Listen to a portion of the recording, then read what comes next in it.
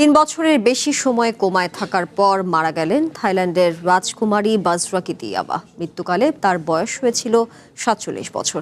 শুক্রবার সকালে রাজপ্রাসাদ থেকে দেয়া এক বিবৃতিতে জানানো হয়, বৃহস্পতিবার স্থানীয় সময় সন্ধ্যা ৭টা ৪৮ ব্যাংককের একটি হাসপাতালে শেষ নিঃশ্বাস ত্যাগ করেন রাজকুমারী। ২০২২ সালের ডিসেম্বরে কুকুরদের নিয়ে ব্যায়াম করার সময় হঠাৎ অচেতন হয়ে পড়েন তিনি। চিকিৎসকদের মতে হৃদযন্ত্রে মাইক্রোপ্লাজমা সংক্রমণের কারণে কোমায় চলে যান রাজকুমারী। চিকিৎসক দল সর্বোচ্চ নিবিড় চিকিৎসা সেবা দিলেও তার শারীরিক অবস্থার ক্রমাগত অবনতি ঘটতে থাকে।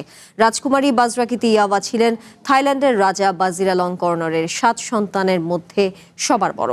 ১৯৭৮ সালের ৭ ডিসেম্বর জন্মগ্রহণ করেন তিনি। কারাগার সংস্কার এবং নারী বন্দীদের অধিকার নিয়ে কাজের জন্য তিনি বিশেষভাবে পরিচিত।